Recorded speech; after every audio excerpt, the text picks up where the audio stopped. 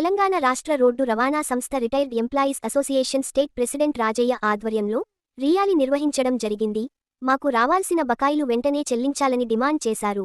ఈ కార్యక్రమంలో state general secretary Buchireddy, regional president P, regional chairman Satyanarayana, regional general secretary B Krishnamurthy, state joint secretary Muralidhar, Farooq, Maruti, chief advisor V Srinivas, vice president Gangaram, Anjaneyulu, Eshwaraiah, Birbal, joint secretary Sudhakar, Kistaiah, Narasimhulu, Janardhan, treasurer Balaraju, publicity secretary Vantappa, Devadanam, Shivakumar తదితరులు పాల్గొన్నారు.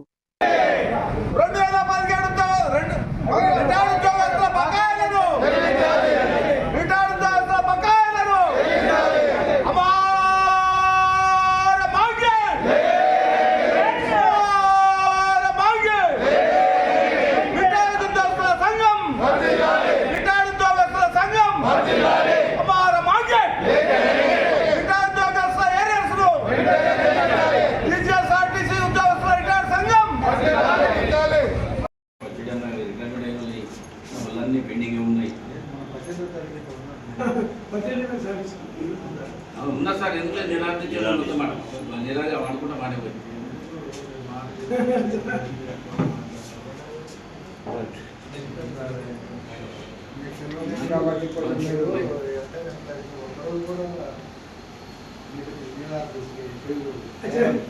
ప్రసారం చేస్తుంది, మనకు నానా కష్టాలు పెడుతుంది.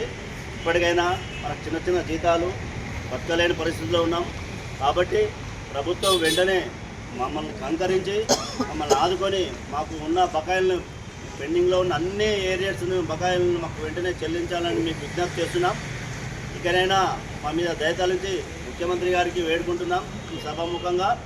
కాబట్టి మాకు ఏవైతే పెండింగ్లో ఉన్నాయో అన్ని బకాయిలను వెంటనే చెల్లిస్తారని ఆశిస్తూ ఈ అవకాశం ఇచ్చిన అధ్యక్షుల వారికి ధన్యవాదాలు తెలుస్తూ ఈరోజు మనము ప్రత్యేకమైన డిమాండ్ ఏంటంటే 2017 ఏరియర్స్ ఆడిట్ చేసి కూడా కాలయాపన చేస్తున్నారు. కాబట్టి దాని సందర్భంగా స్టేట్ కమిటీ వాళ్ళు ధర్నా పిలిపించారు. ఈ ధర్నాకు స్పందించి మేనేజ్మెంట్ వెంటనే ఈ ఏరియర్స్ రిలీజ్ చేయాలని ఈ సభాముఖంగా కోరుచున్నాను. అదేవిధంగా ఈఆర్ఎస్ తీసుకున్న వారు, మెడికల్ అన్ఫిట్ అయిన వారికి కూడా దహన సంస్కారాల గురించి 30,000 డిమాండ్ మేము పెడుతున్నాము. ఆ డిమాండ్ కూడా తల ఉంచి వాళ్ళు మంజూరు చేయగలరని ఈ సభాముఖంగా వేడుకుంటున్నాము. అదేవిధంగా సూపర్ లగ్జరీ బస్సులో కూడా వెసులుబాటు కల్పించాలని, ఉచిత ప్రయాణానికి రిటైర్మెంట్ ఉద్యోగులకు వెసులుబాటు కల్పించాలని కోరుకుంటున్నాము. మీరు ఇంత పెద్ద మొత్తంలో వచ్చి ఈ మీటింగ్ను సక్సెస్ చేసినందుకు ధన్యవాదాలు తెలుపుతూ ఈ అవకాశం మీద అధ్యక్షుల వారికి ధన్యవాదాలు తెలుపుతున్నాము. మరి తెలంగాణ జిల్లాలో ఉన్నటువంటి అన్ని డివిజన్లో మరి ధర్నాలు నిర్వహించడం జరుగుతూ ఉంది. అందులో భాగంగానే మన మెదక్ జిల్లాలో కూడా ఈరోజు ధర్నా నిర్వహించడం జరుగుతుంది. మరి ముఖ్య ఉద్దేశం ఏంటంటే మనకు రావాల్సినటువంటి రిటైర్ అయిన తర్వాత కూడా మనకు బకాయిలు ఇవ్వకుండా ఈ మేనేజ్మెంట్ మొండి వైఖరి వల్ల, ఎందుకంటే మనకు అడ్డమైన రోగాలు ఉన్నాయి, రోగాలకు పెట్టుకోవడానికి డబ్బులు లేవు, మనం చేసిన కష్టంగా ఇవ్వమని అడుగుతా ఉన్న ఫలితం ఇవ్వక మరి నానుస్తూ ఉన్నారు. మరి అదేవిధంగా 17కి రావాల్సినటువంటి సంబంధించినటువంటి ఏరియర్స్ ఇవ్వాలా, మరి 21 సంబంధించినటువంటి బీఆర్సీ కూడా తొందరలో చేసి మరి ఉద్యోగులకు రావాల్సిన బకాయిలను వెంటనే విడుదల చేయాలని చెప్పి కోరుతా ఉన్నాము. మరి దీనికి స్పందించకపోతే మరి బస్ బాండ్ ముట్టడి చేయడానికి కూడా మేము అందరం కూడా సిద్ధంగా ఉన్నామని తెలియజేస్తా ఉన్నా. ఎందుకంటే ఎట్టి పరిస్థితుల్లో సరే మా బకాయిలను తీసుకొని తీరుతామని చెప్పి మేనేజ్మెంట్కు మేము తెలియజేస్తూ ఉన్నాం. మరి ఈరోజు మనకు రావాల్సినటువంటి 2017 బకాయిలు మేనేజ్మెంట్ కానీ తర్వాత రాష్ట్ర ప్రభుత్వం కానీ స్పందించి వెంటనే చెల్లించే దిశగా అడుగులేయాలని చెప్పేసి ఈ సందర్భంగా తెలియజేస్తున్నాం. అదేవిధంగా మాకు అంటే 35 సంవత్సరాలు, 40 సంవత్సరాలు సర్వీస్ చేసి మేము అందరు ప్రయాణికుల గమ్యస్థానాలు చేర్చినాము. ఇలా మాకు పల్లె పోవాలంటే నిలబడలేని పరిస్థితి ఉన్నది. కాబట్టి సూపర్ లగ్జరీలో గిట్ట మాకు అవకాశం కల్పించాలని చెప్పేసి గిట్ట రిటైర్డ్ ఉద్యోగుల సంఘం తరఫున నేను విజ్ఞప్తి చేస్తున్నా. అదే విధంగా ఈ మేనేజ్మెంట్ యొక్క మొండి వైఖరి విడనాడి మాకు రావాల్సినటువంటి బకాయిలు వెంటనే చెల్లించాలని చెప్పి కోరుతూ ఈ అవకాశం ఇచ్చిన అధ్యక్షుల వారికి ధన్యవాదాలు తెలియజేస్తున్నా. ఈరోజు రాష్ట్ర మంత్రివర్గ నిశ్చయించినటువంటి భాగంగా స్టేట్ గవర్నమెంట్ నిర్ణయాన్ని ప్రకారము ఈరోజు ధర్నా కార్యక్రమం చేస్తాము.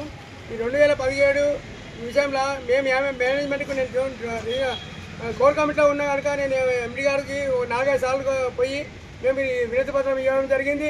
ఆ వినతి పత్రంలో మేము ఇస్తాము పోతాము కాలయాపన చేస్తున్నారు. ఇప్పటికీ మేము 4-5 సార్లు ఎండి గారిని కానీ పొన్నం ప్రభాకర్ గారిని కలిసినాము. మా డిమాండ్ల గురించి వాళ్ళు మాట్లాడుతున్నాం. ఈ విశ్రాంత ఉద్యోగులు చాలా మంది చనిపోయారు 2017 నుంచి ఇంతవరకు, కానీ మేనేజ్మెంట్ ఎవరు కూడా స్పందించలేదు. అందు గురించి మేము ఇంత ఈ ఓపిక బట్టి మా కార్మికుల యొక్క విశ్రాంతుల కోరిక మేరకు ఆ రీజనల్ కార్యాలయం మీద ధర్నా చేసి తర్వాత బస్సుబాబుని ముట్టడి చేయాలనే ఆలోచనతో కేంద్ర కమిటీ పిలుపు మేరకు ఈ యొక్క కార్యక్రమం చేపట్టడం జరిగింది. మేము కాలయాపన మేనేజ్మెంట్ రిక్వెస్ట్ చేస్తున్నాం. ఇంత 30-48 సంవత్సరాలు పనిచేసినాక కూడా మాకు ఆదుకునే వాడు ఎవరు లేరు. మాకు పెన్షన్ లేదు. కేవలము ఇచ్చే ఒక పిఎఫ్ ప్రకారం మేము బతకడం జరుగుతుంది. మాకు వచ్చే జీతాలు కూడా కరెక్ట్ సమయం ఇవ్వనందు వల్ల చాలామంది చనిపోవడం జరిగింది. ఇది వాస్తవం. ఇది కానీ మేనేజ్మెంట్ కనికరం లేదు. కనుక మేము మెల్లగానే మాట్లాడుతాం. మేము మేనేజ్మెంట్తో రిక్వెస్ట్గానే మాట్లాడతాం. ఎండి గారిని పొన్నం బాబా గారిని అందరినీ కలిసినప్పుడు కూడా మీకు చేస్తామంటున్నారు. ఇలా మహిళలకు ఉచిత ప్రయాణం కల్పించినందుకు ప్రభుత్వానికి మేము ధన్యవాదాలు తెలుపుతున్నాం. కానీ దాంతో పాటు మేము ఎక్స్ప్రెస్లో పోవాలంటే మాకు సీట్లు లేవు.